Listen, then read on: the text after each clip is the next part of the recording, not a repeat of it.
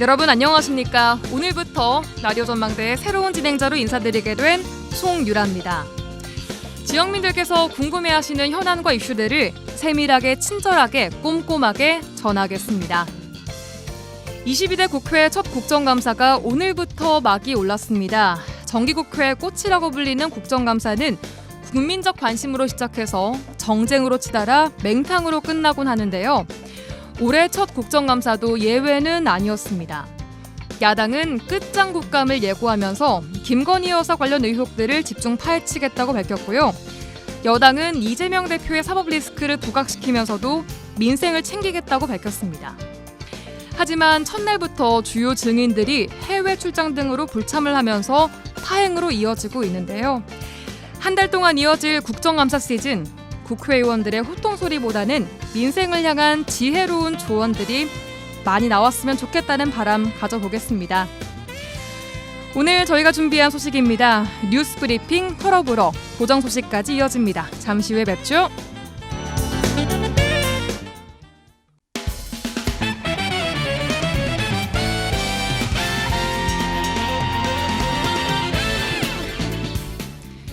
10월 7일 월요일 라디오 전망대 본격적으로 출발해 보겠습니다. 우리 지역 뉴스부터 정리해보죠. 뉴스 브리핑 GBS 뉴스 차범준 편집국장과 전화 연결돼 있습니다. 안녕하세요. 네, 안녕하세요. 네, 오늘 소식은 여수부터 가보겠습니다. 여수 국가산단이 최근 5년간 국가산업단지에서 발생한 중대재해 사고로 인해서 가장 많은 인명피해가 난 것으로 파악이 됐어요. 네, 국회 산업통상자원 중소벤처기업위원회 소속 이재관 의원이 국정감사를 앞두고 한국산업관리공단으로부터 받아 분석한 국가산단 중대사고 현황에 따르면 여수 국가산단에서 총 13건의 사고가 발생해 12명이 숨지고 21명이 다쳐 여수 국가산단이 국가산단 중 사고로 인한 인명피해가 가장 많았던 것으로 집계됐습니다. 네. 국가산단의 사고 건수 통계에 따르면 가장 많은 사고가 발생한 산단은 율산 미포산단으로 17건이 발생해 13명이 숨지고 9명이 부상당했고 네. 경남 창원산단 역시 13건의 중대사고가 발생해 11명이 숨지고 5명이 다친 것으로 집계됐습니다. 네. 앞서 언급한 사고와 인명피해가 가장 많이 발생한 국가산단은 모두가 조성된 지 60년이 이상 된 노후산단으로 그동안 노후산단에 대한 안전대책 강화에 대한 요구가 지속돼 왔습니다.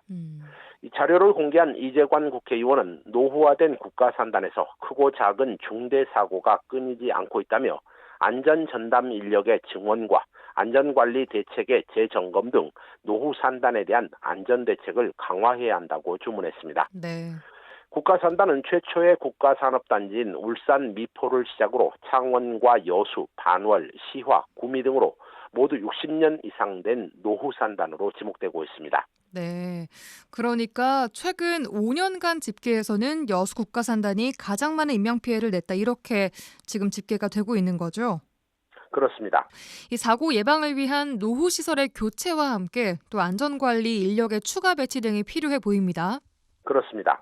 국가산단에서 발생한 최근 5년 동안의 중대사고 현황을 살펴보면 2020년 26건, 2021년에 25건, 2022년에 26건, 2023년에 24건, 올해 6월까지 9건 등 모두 110건의 중대사고가 발생했고 이를 통해 90명이 숨지고 84명이 다쳤는데 재산 피해액도 1,364억 원에 달하는 것으로 집계됐습니다. 네. 특히 중대사고가 발생한 국가산업단지 중 20년 이상 된 노후산업단지에서 모두 107건의 사고가 발생해 전체 사고 발생 건수의 97%에 이르는 것으로 집계됐습니다. 네. 이 노후산단으로 분류되고 사고 발생 건수가 많은 울산과 여수산단의 경우 안전전담 인력이 울산은 1명, 여수시는 불과 2명뿐인 것으로 집계됐습니다. 네. 이번에 자료를 공개한 이재관 국회의원은 산업부가 스마트 그린 산단 사업 등 친환경 디지털 산업단지 조성 사업을 추진하고 있지만 가장 기초적인 안전 문제인 안전 전담 인력의 증원이나 안전관리 시스템 점검 등 노후 산단의 중대사고 예방 대책 마련이 시급하다고 밝혔습니다. 이번에 공개된 한국산업안전관리공단이 중대사고로 규정하는 기준은 이 사망사고의 경우와 재산 피해 1억 원 이상, 유해 화학물질 누출 사고를 중대사고로 집계했습니다. 그렇군요. 여수산단의 중대재해 사고는 근로자들의 안전뿐 아니라 이 시민들의 안전까지 위협을 하고 있는 상황에서 정부나 지자체의 큰 또 특별한 관심이 더 필요해 보입니다. 다음은 순천으로 가보겠습니다. 순천시 공공자원화 시설에 대한 행정사무조사 실시를 두고 의회 내부에서 찬반 입장이 엇갈리고 있는 가운데 시의회 다수 의석을 차지하고 있는 민주당 지역위원회에서 순천시의회에 행정사무조사 실시를 압박하고 있다고요? 네, 순천시의회가 순천시 집행부에 공공자원화 시설 건립에 대한 행정사무감사 실시로 이 내홍을 겪고 있는데요. 지난 4일 더불어민주당 순천갑지역위원회가 지역대의원 임시회의를 통해 순천 공공자원화 시설에 대한 시민들의 우려와 요구를 반영해 행정사무조사 특별위원회 구성을 당론으로 결정했다고 밝혔습니다. 네. 이 순천갑지역위원회는 이번 당론 채택과 관련해 그동안 공공자원화 시설의 운영과 관리에 대한 투명성과 책임성을 확보하기 위해 순천시 의회의 특위 구성과 시민들의 신뢰를 회복하고 공공자원화 시설의 효율적 운영을 위해 철저한 조사가 필요하다는 의견이 지속적으로 지역위원회에서 제기돼 왔다고 밝혔습니다. 네. 순천갑지역위원회는 순천시 의회 의장을 비롯해 일부 의원들은 행정소송 중인 사안이라는 이유로 그동안 행정사무조사 특위의 구성 안건 상정을 거부해왔지만 최근 행안부에서 행정사무조사가 가능하다는 유권 해석이 내려와 시의회가 더 이상 거부할 명분도 없고 시민을 위한 의회 본연의 기능을 해야 한다고 주장했습니다. 네. 민주당 순천갑지역위원회가 지역 대의원 회의를 통해서 시의회에 행정사무조사 특위 구성을 압박하고 있는 상황인데 이번 주 순천시의회 임시회가 예고돼 있어서 이 반영 여부에 좀 관심이 몰리고 있어요. 네, 그동안 순천민주당 갑지역위원회는 김문수 국회의원과 일부 시의원들의 주도로 시의회 행정사무조사 특위 구성을 추진해 왔는데요. 이 강영구 시의회 의장이 해당 사안이 수사 중이라는 이유로 안건 상정을 보류한 바 있습니다. 결국 민주당 순천갑지역위원회 주도로 지역 대의원 임시회의까지 열어가며 강영구 의장의 특위 구성 안건의 상정을 압박하고 있는 상황인데요. 네. 지역위원회의 당론 채택이라는 압박을 강영구 시의장이 이번 주 열리는 시의회에서 어떻게 반영할지 여부에 관심이 모아지고 있습니다. 네. 이 순천갑지역위원회는 이번 순천시의회에 대한 특위 구성 압박 조치와 함께 지역위원회 내부적으로 이 해당 행위자와 징계 대상자 조치에 대한 안내를 통해 이 당원 당규를 위반하거나 당의 지시 또는 결정을 위반한 사안 등에 대해 강력히 대응할 방침을 천명했습니다. 결국 특위 구성에 비협조적인 시의원들에 대한 압박을 진행하고 있는 것으로 알려지고 있습니다. 네.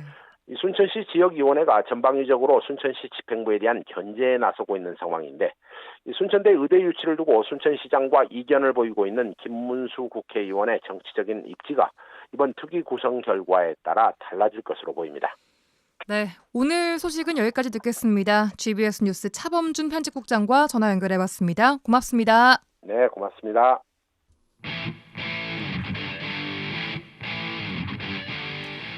라디오 전망대의 본격 정치 시사 토크 털어보러 시작합니다.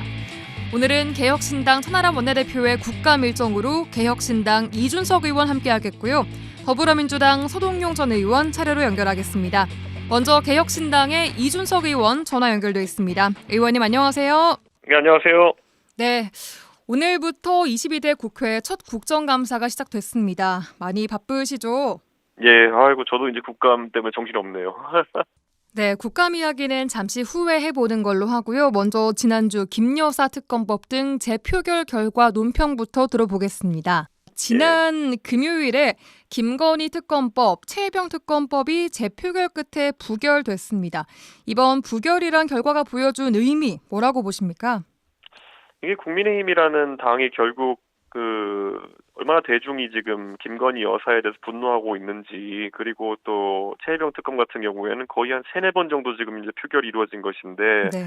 이 국민 정서를 전혀 이해하지 못하고 있는 것 같아요. 사실 김건희 특검법 같은 경우에는 도이치모터스 관련된 여러 이제 결과가 나오면서 아주 필요하다고 국민들이 보고 있는 거거든요. 네. 사실 도덕성이란 것이 정권의 최상부에서 어떻게 지켜지느냐가 국민들에게 주는 영향이 크고, 실제 이번에는 대통령께서 체코 방문하실 때 체코 현지 언론이 이런 부분을 조롱하기까지 했거든요. 그래서 이런 부분 빨리 명쾌하게 좀 정리가 되어야지 대한민국의 국격도 올라가는 걸 텐데 그 부분 너무 간과하는 것 같습니다. 네.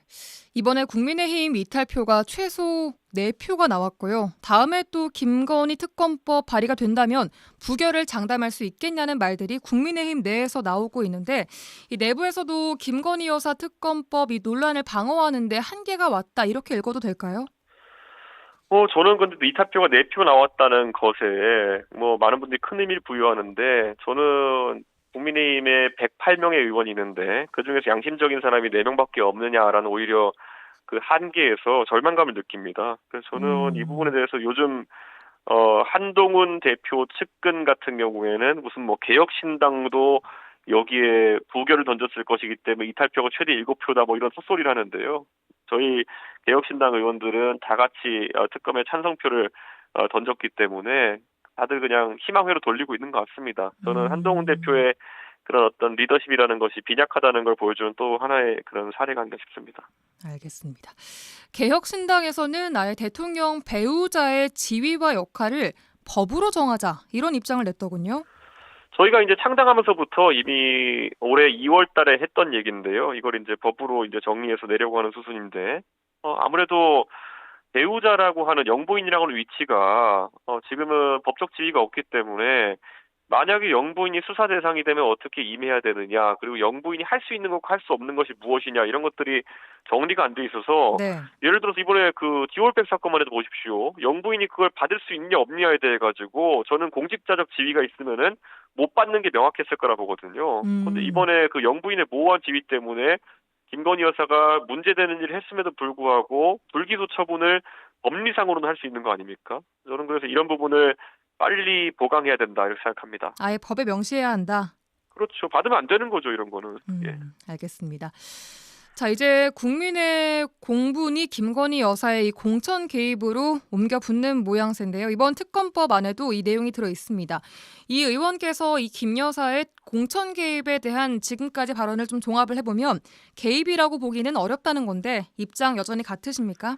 제가 원래 처음에 이렇게 얘기했어요. 이게 만약에 지금 이 정도의 의혹을 가지고 갔을 때 공천 개입이라 단정하면은 상대 쪽에서는 이거 선의의 조언이다라고 그냥 빠져나갈 구멍이 있다. 그래서 완결성이 떨어진다, 이렇게 얘기했었거든요. 네.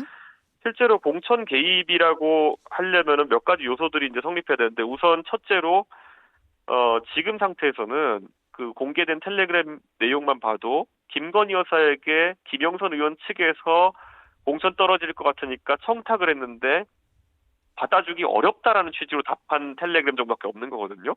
네. 그러니까 저는 이 부분에 있어가지고 저도 이제 이런 부분에서 의심은 할 수 있지만은 확실하게 이것이 공천 개입이다, 그러니까 수사로 가자 그러려면 조금 더 다른 정보들이 나와야 된다, 이런 생각하고 있고요. 네. 제가 아는 부분에 있어서 전 답을 한 거고요. 제가 모르는 부분에 있어가지고는 제가 답하기 어렵기 때문에 제가 본 텔레그램 하나만 가지고 단정하기 어렵다, 이 정도 얘기입니다. 관련해서 이 경남 하동 칠불사 회동의 물씨가 아직 사그라들지 않고 있습니다. 네. 공식적으로 여러 번 말씀하셨지만 최근에는 칠불사 관계자가 기념식수를 요청하지 않았다는 취지로 입장을 내면서 입장이 갈리고 있는데, 국민들은 그 회동에서 어떤 말들이 오갔는지에 대해서 여전히 좀 의구심을 가지고 있거든요. 그러니까 이런 것들이 그냥 가시성 논란이기 때문에 처음에는 무슨 새벽 4시에 홍매화를 왜 심었냐 이렇게 하고 그 주술 아니냐 이렇게 시작했는데, 네. 사실 홍매화를 심은지도 저는 최근에 알았고, 왜냐하면 수종이 뭔지는 그때 알려지도 않았기 때문에. 당시에는요? 그리고 새벽 4시에 한 거는 저희가 일 보고 새벽 4시에 올라왔기 때문에, 저녁에 갔다가 새벽 4시에 올라왔기 때문에 그때 심고 바로 올라온 거고, 저는 이런 부분에 대해 가지고 그냥 가십성으로 말을 이어나가다 보니까 이런 게 나오는 거고, 예를 들어 이번에 언론에서 이제 주지 스님을 취재해가지고 요청했느냐 이러는데, 저희 입장에서는요, 저희가 묘목을 준비해 간 것도 아니고 저희가 사실 칠불사란 절이 어딘지는 알았겠습니까? 거기서 김영선 의원이 거기에 칩거하고 있으면서 이야기를 하고 싶다고 하길래 저희가 찾아갔던 것이고, 네. 기념식수라는 거는 그래서 그 인터뷰에 보면 이렇게 나와요. 본인이 그걸 주지가 요청하진 않았지만은 주지 스님이 봤을 때는 그 문의가 들어와가지고 어디에 심으면 된다까지 그 조언해줬다라고 말씀하시거든요. 그러니까 저희가 요청한 것이 아니고 결국에는 그렇게 되면 남은 거는 명태균 씨 측에서 요청했다 정도인데, 그러니까 저희 개혁신당 입장에서는 저희는 누가 요청해서 어디다 심으라고 했는지도 저희는 모르고 저희가 출발할 때 심으라고 했기 때문에 그냥 심은 건데, 이걸 바탕으로 해서 뒤에 뭐 거대한 음모론이 존재하는 것처럼 계속 가는 것 자체가 뭐 답할 사항이 별로 없어요. 저희는 그냥 가서 저희가 뭐 올라갈 때 나무 심은 것 정도밖에 없습니다. 네, 요청 받은 대로 했다. 네. 알겠습니다. 자, 그럼 국감 이야기 해보겠습니다. 22대 국회 첫 국감 시작됐습니다. 이번 국감장에서도 김 여사 관련 논란들이 다루어질 것으로 보입니다. 이 야당은 끝장 국감 만들겠다라고 벼르고 있는데, 이 김 여사 관련 논란 중 결정적인 증거나 단서들이 추가로 나올 가능성도 있다고 보십니까? 지금까지 제가 여의도에서 들리는 풍문으로는 물론 각 당이 국감 관련 정보는 엄격하게 이제 제어하며 통제하지만은 과연 뭐 많이 이제 군불이 지펴진 것처럼 김건희 여사의 육성이 나와가지고 갑자기 이것이 판이 어떻게 될 것이다. 아직까지는 그런 정보는 들리지 않고 있는데요. 다만 네. 이제 최근에 뉴스토마토라는 언론에 제보했던 제보자 역할했던 강혜경 씨라는 분이 네. 실제 본인이 국감에 증언하겠다고 함으로써 그런 부분 같은 경우는 좀 주목해볼 필요가 있지 않나 이런 생각합니다. 네, 알겠습니다. 의원님 현재 국회 과방위와 예결위에서 활동하고 계시는데 이번 국감에서 어떤 걸 준비하고 계시는지도 여쭙겠습니다. 아무래도 대한민국의 지금 과학기술이나 이런 부분에서 다뤄야 될 부분이 많고 AI나 이런 부분도 다뤄야 될 부분이 많은데요. 최근에 저희 과방위가 방송 관련 내용만 다루다 보니까 네. 과학과 기술 쪽 내용 많이 다루지 못했습니다. 그래가지고 국감에서 이런 부분 발전시키기 위해 가지고 할 수 있는 부분을 좀 계속 저희가 할 수 있도록 하겠습니다. 알겠습니다. 22대 첫 국감이라는 점에서 국민들의 관심이 큽니다. 이번 국감 관전 포인트를 좀 짚어주신다면요. 저는 관전 포인트를 국민들께 설명드리기에는 너무나도 정쟁이 거세기 때문에 정쟁이 아마 거세다. 네. 예, 지금 또 야당 지도자, 예를 들어 이재명 대표나 조국 대표 같은 경우에는 지금 사법 리스크 때문에 결국 1심 판결이나 아니면 대법원 판결 같은 것들이 곧 국감에 이어서 나올 예정이잖아요. 예. 그러다 보니까 그런 것 때문에 정책보다는 정쟁이 주가 되지 않을까라는 우려가 있어가지고 참 안타깝습니다. 그 부분도 국민들이 좀 우려하고 있는 부분인 것 같습니다. 예, 네, 다음에 심각합니다. 예. 네, 여순 사건 이야기를 좀 짚어보도록 하겠습니다. 이제 여순 11구 사건 또 다가오고 있는데요. 여순 사건에 대한 진상조사 자체가 난항을 겪고 있는 문제 혹시 인지하고 계십니까? 여순 사건 자체는 뭐 저도 순천에 거주하기도 하고 이러면서 많이 관심을 가졌던 주제인데요. 가장 최근에 무슨 난항인지 제가 파악하지 못했습니다. 제가 예. 여러 다른 사안들에 지금 좀 묻히고 있는 것 같아 보이기도 해서 저는 안타까운 마음이기도 한데, 최근에 우리 역사 교과서 5종류가 여순 사건을 반란으로 규정하고 있는 게 알려지면서 충격을 주기도 했고요.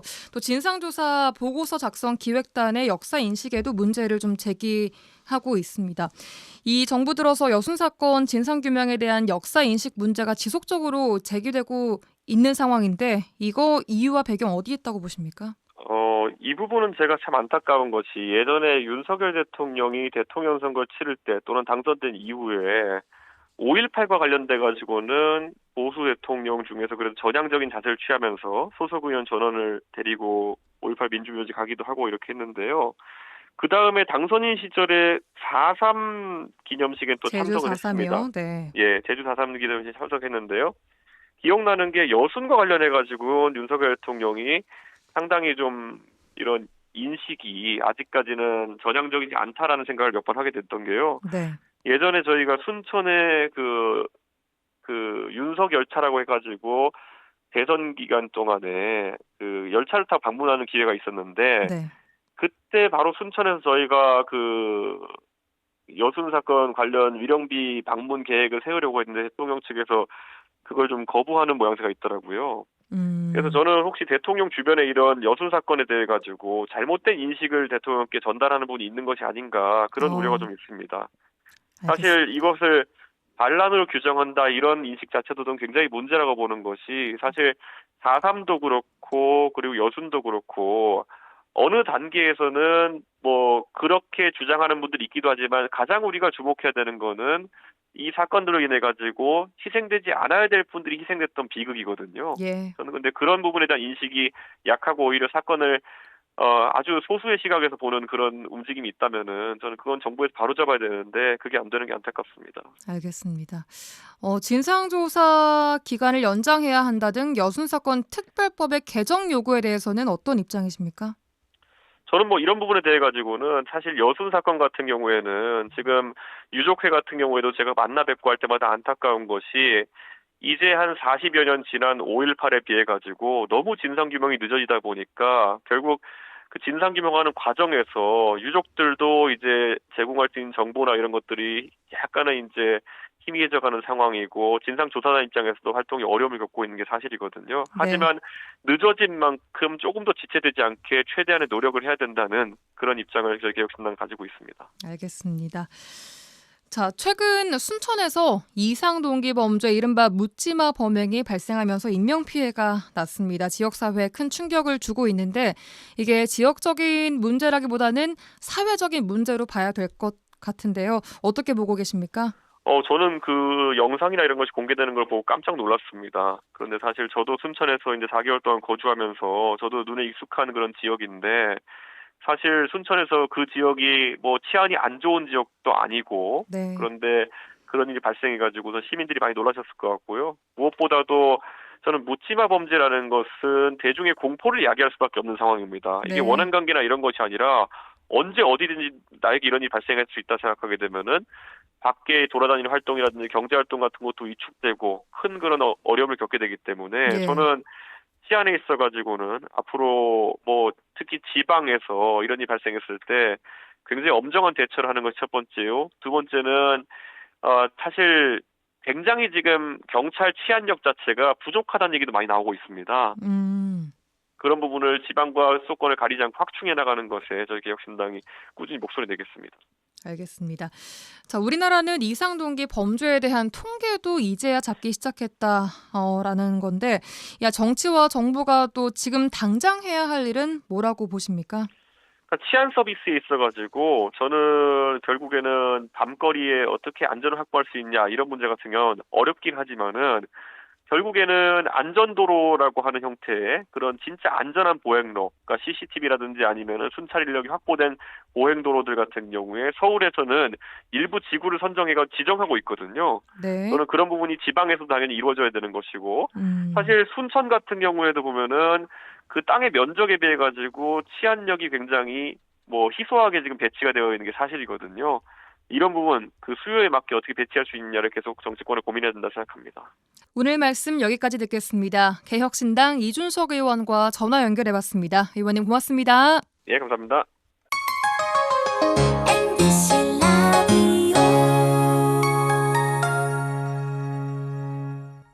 네, 10월 7일 월요일 여수 MBC 라디오 전망대 함께하고 계십니다. 라디오 전망대 본격 정치 시사 토크 털어불어 이어가겠습니다. 더불어민주당 서동용 전 의원 전화 연결돼 있습니다. 의원님 안녕하세요. 반갑습니다. 서동용입니다. 네, 반갑습니다. 저희 방송이 2주간 쉬어가면서 청취자 여러분께는 2주 만에 인사를 드리는 건데 잘 지내셨나요?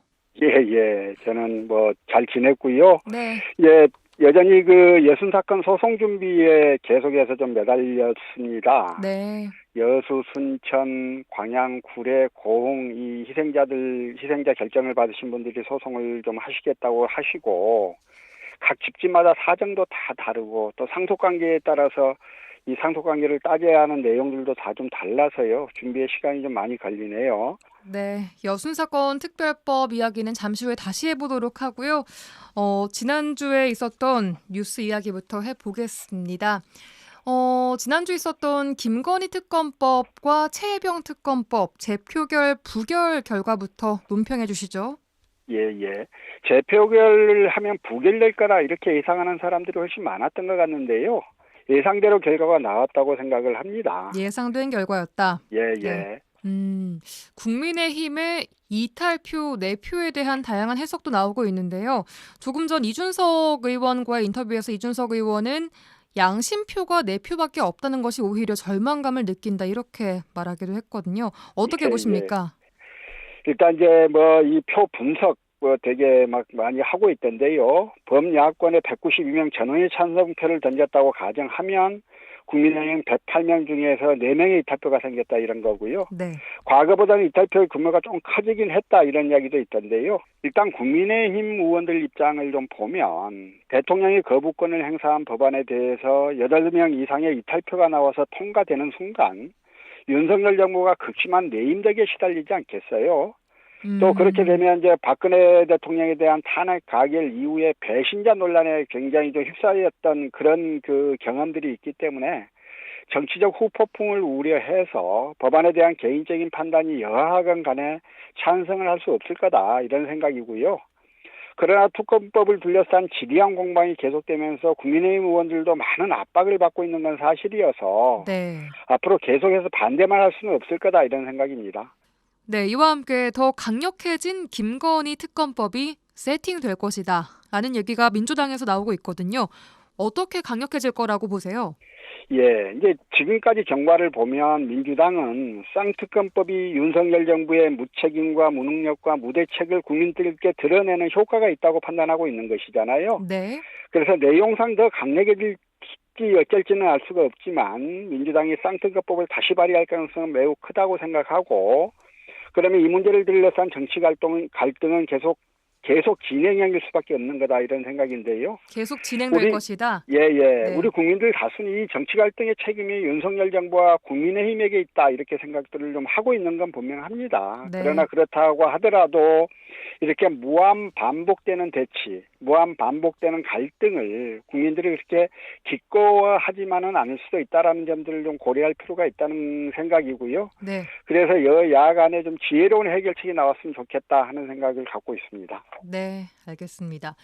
이렇게 김건희 여사에 대한 의혹이 쟁점화되고 있는 반면에 11월에 이재명 대표의 공직선거법 위반 등 여러 건의 이 재판 결과가 나올 것으로 예상이 되면서 11월 위기설도 나오고 있습니다. 이재명 대표에 대한 사법 리스크, 이 민주당과 정치권에 어떤 영향을 주게 될까요?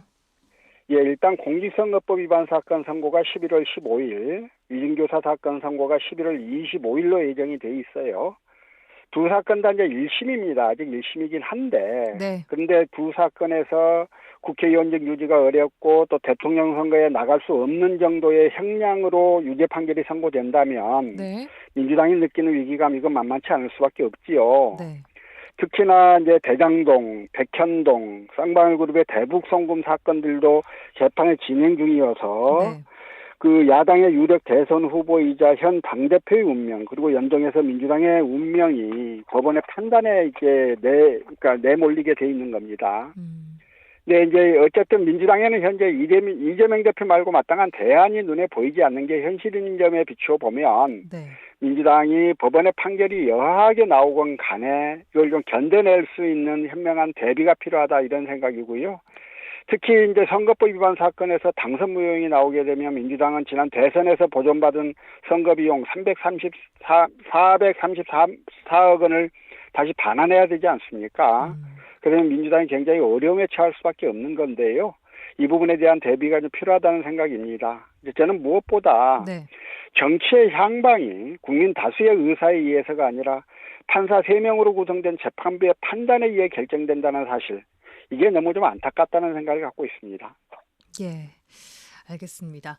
자, 재보궐선거 이야기도 해보겠습니다. 곡성, 영암 재보궐선거 등 민주당 텃밭에서 조국 혁신당이 민주당과 경쟁을 하고 있는 모습을 보여주고 있는데요.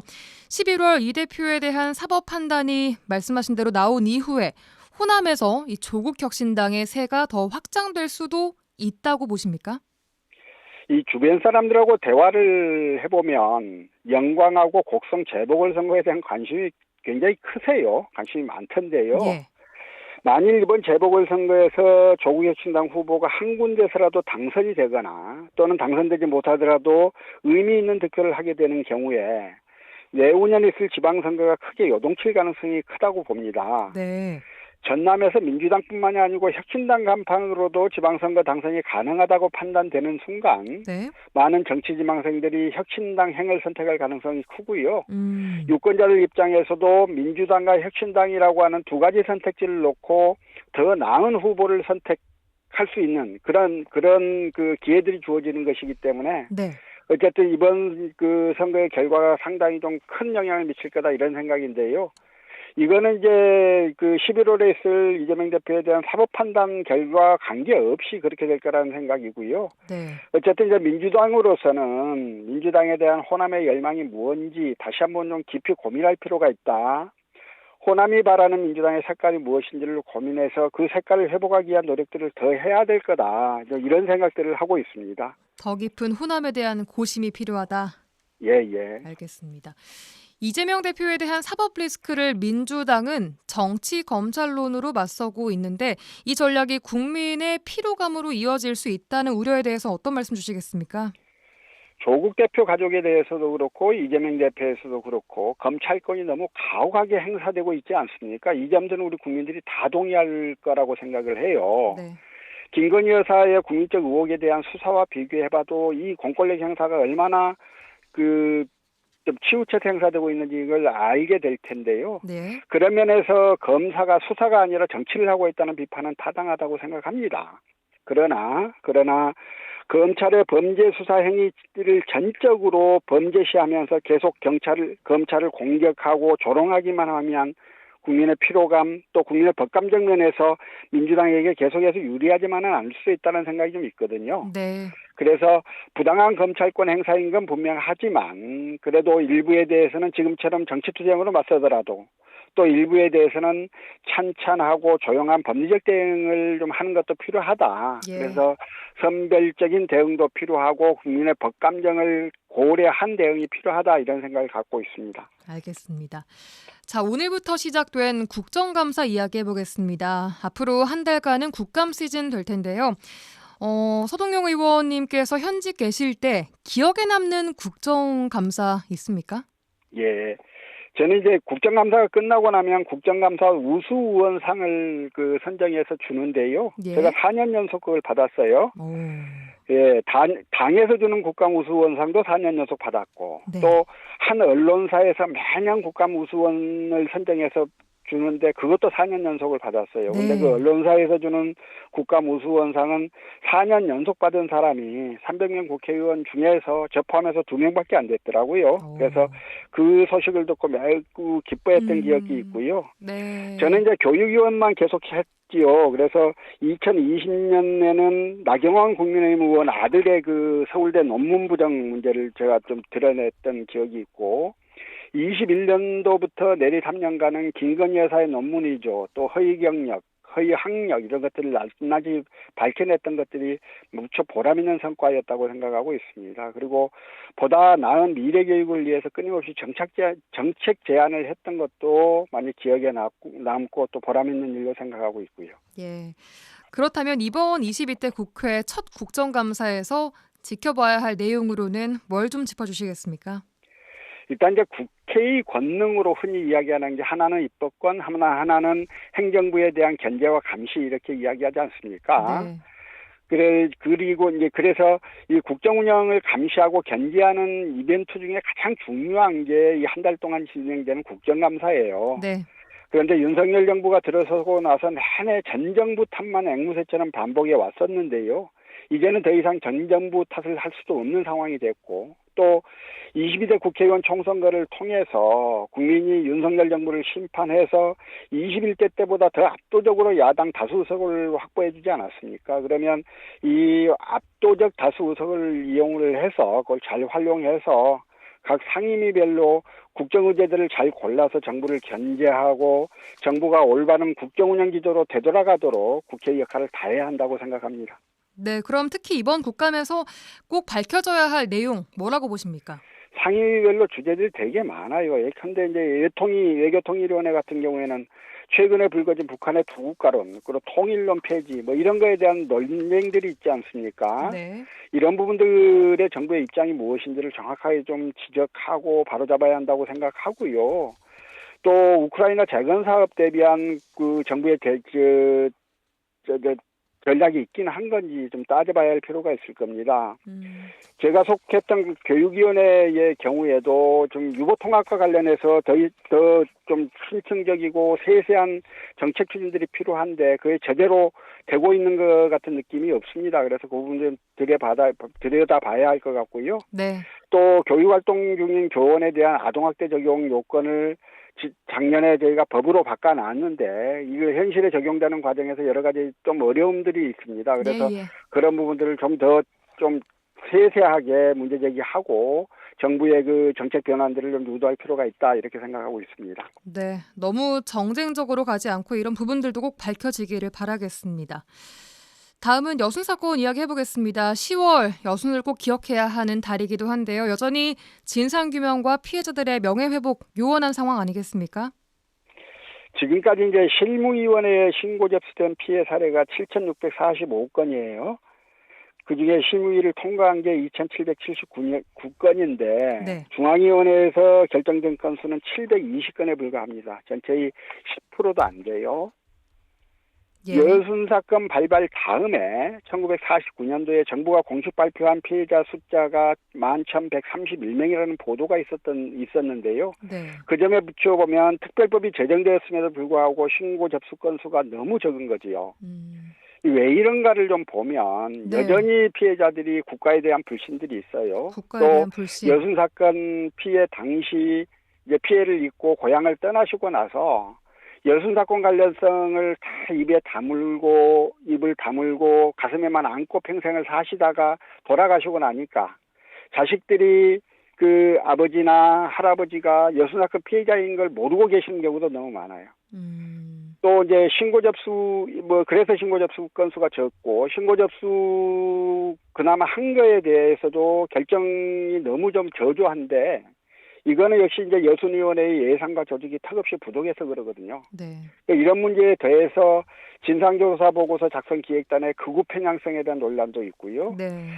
어쨌든 역사의 진실을 드러내고 75년 통한의 세월을 지내온 가족들의 명예를 회복하고 진상을 규명하는 이 여정이 너무나도 힘들고 험난하고 또 앞으로 해야 할 일이 너무 많다 이런 생각에 이 특별법 제정에 앞장섰던 제가 오히려 송구하다 이런 생각을 좀 가지고 있습니다. 송구한 마음이 든다. 예, 그 특별법을 개정하는 일 아까 잠깐 언급해 주셨는데 진행이 지금 쉽지 않은 상황이라고요? 예, 우선 이제 진상조사 기한이 올 10월까지예요. 지금 현행법에 의하면. 예. 그래서 이걸 빨리 좀 법을 개정을 해서 조사 기한이라도 연장을 시켜놔야 여순위원회가 계속 활동을 할 수 있을 텐데요. 예. 근데 지난 7월 달에 지금 그 민주당 여순특위에서 그 개정안 발의를 했다고 발표를 했습니다만 아직 제대로 된 심사가 이루어지고 있지 않습니다. 특히나 국정감사 기간에는 국회가 법안 심사를 잘 안 하거든요. 그래서 국정감사가 끝나고 나서라도 좀 신속하게 해야 한다 이런 생각을 좀 가지고 있는데요. 지난 21대 때는 민주당 내에 여순 사건 특위가 없었습니다. 그런데 22대 국회에서 그런 걸 만들어 주셨거든요. 그래서 예. 여순 사건에 대한 더 깊이 있는 관심을 민주당이 갖고 있다고 표명을 하셨으니까 우선 조사 기한 연장부터 포함을 해서 꼭 필요한 법률 개정에 대해서 좀 더 관심을 가지고 예. 좀 더 집중해 주시기를 당부드립니다. 네, 알겠습니다. 오늘 말씀 여기까지 듣겠습니다.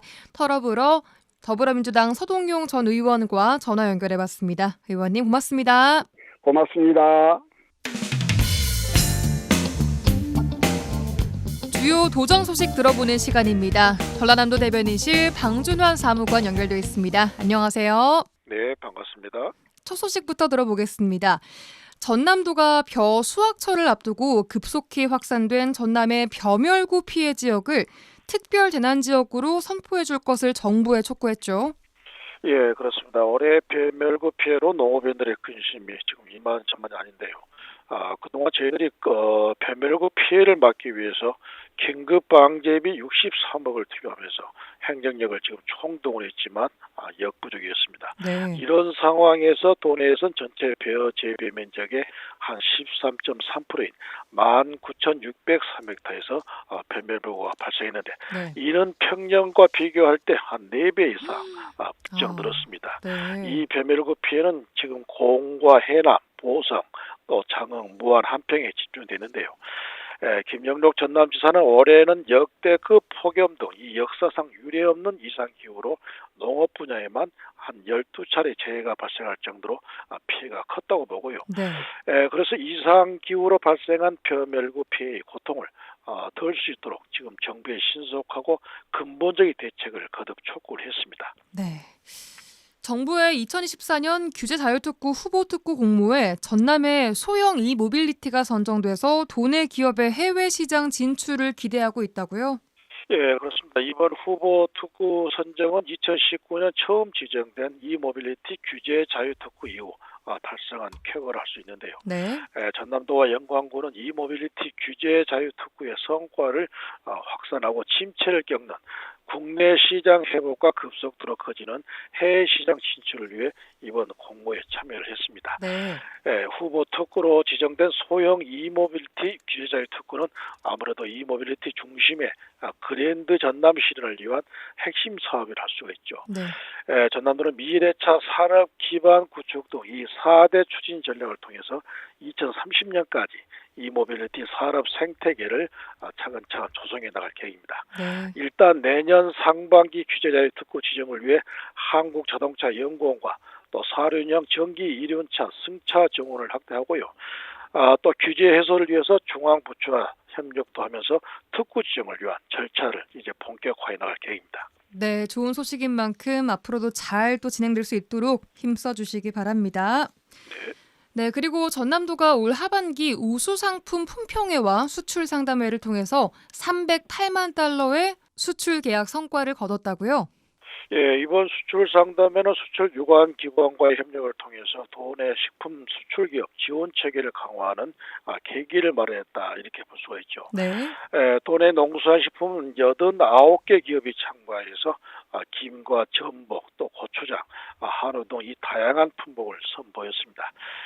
특히 프랑스와 독일, 뉴질랜드 등 11개국에서 온 24명의 해외 바이오와 또 GS 리테일, 11번가 G마켓 등 국내 주요 유통업체 상품 기획과도 참가를 했습니다. 여기서 전남 농수산식품의 경쟁력을 평가하고 서로 협력 방안을 모색했는데요. 전남의 농수산식품 수출액은 8월 누기로 볼 때에 5억 2,155만 달러로 수출 효자 품목인 김과 전복, 유자차 등 글로벌 인기에 힘입어서 지난해 대비 24.4%나 성장한 것으로 분석이 됐습니다. 네. 또 전남도가 민선 8기 역점 사업으로 추진 중인 1조 4천억 규모의 여수 묘도 LNG 허브 터미널이 정부 지역 활성화 투자 펀드에 최종 선정돼서 본격 착공에 들어갔다고요?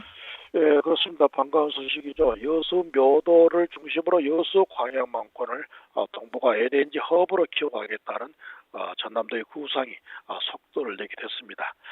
이번에 착공된 여수 묘도 LNG 허브 터미널은 여수 묘도 8만 3천 평 가축지에 1조 4,362억을 투자해서 LNG 제작 탱크 3기와 10만 톤급 전용 항만 또 수송 배관을 구축하는 사업이 되겠습니다. 네. 2027년 말 완공해서 2028년부터 본격 운영하는데 오는 2047년까지 20년간 여수 광양만권에 연 300만 톤 규모의 산업용 또 발전용 LNG를 저렴하게 이제 공급할 수 있게 됩니다. 특히 이 사업은 전국 최대 규모이자 지난 6월에 정부가 발표한 기회발전 특구의 전국 최초 투자 실현 사례라는 점에서 국가적으로도 상징이 크다고 볼 수가 있죠. 네. 경제에 미치는 파급 효과도 큰데요. 먼저 생산 유발 효과가 2조 8천억, 또 고용 유발 효과도 13,000명에 달해서 전남도는 취등록세로 312억을, 여수시는 소득세와 재산세 등 매년 27억씩 20년간 안정적인 세월 확보도 가능해졌습니다. 네. 다음 소식도 들어보겠습니다. 무안에서 항저우 간 정기 노선이 2일부터 주 2회 운항에 들어갔다면서요? 예, 이번 전기 노선은 지난 7월에 중국 항저우에서 가졌던 전남 관광 설명회와 또 무안서 항저우 간 전기 노선 업무 협약에 따라 지난 2일부터 주 2회 운항이 들어갔습니다. 네. 무안공항 이용 중국인 관광객을 대상으로 한 이 호남권의 전남, 광주, 전북 패키지는 세계 관광문화대전 특화 상품으로 3박 4일과 4박 5일로 짜여져 있고요. 중국 개별 여행객을 대상으로 중국어 가이드가 동행하는 자유여행 기획 상품인 글로벌 남도 한 바퀴도 시범 운영에 들어갑니다. 네. 이번 첫 입국 관광객은 장성 백양사를 시작으로 담양 중루공과 순천 나가름성, 여수 해상 케이블카 등 전남의 주요 관광지를 둘러봤습니다. 무안서 항저우 항공권은 플라이 무안과 트립닷컴 또 온라인 플랫폼에서 개별적으로 구입이 가능합니다. 네, 이번 기회로 항저우로의 여행도 물론이지만 전남에 많은 또 관광객들이 오기를 바라겠습니다. 전라남도 대변인실 방준환 사무관과 함께 도정 소식 들어봤습니다. 오늘 말씀 고맙습니다. 고맙습니다. 네, 10월 7일 월요일 송유라의 라디오 전망대 마무리하겠습니다. 앞으로도 꼭 알아야 할 지역의 소식들 꼼꼼하고 친절하게 챙기겠습니다. 지역민의 목소리 귀 기울이는 방송 되겠습니다. 자, 오늘 특별히 축하해야 할 소식이 들어있는데요.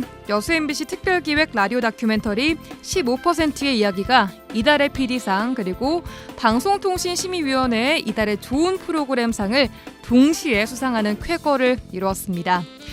구성 이선화, 연출 이용선 이 다큐멘터리는요. 지방 난임 부부들의 현실을 최초로 다룬 프로그램으로 높은 평가를 받았고요.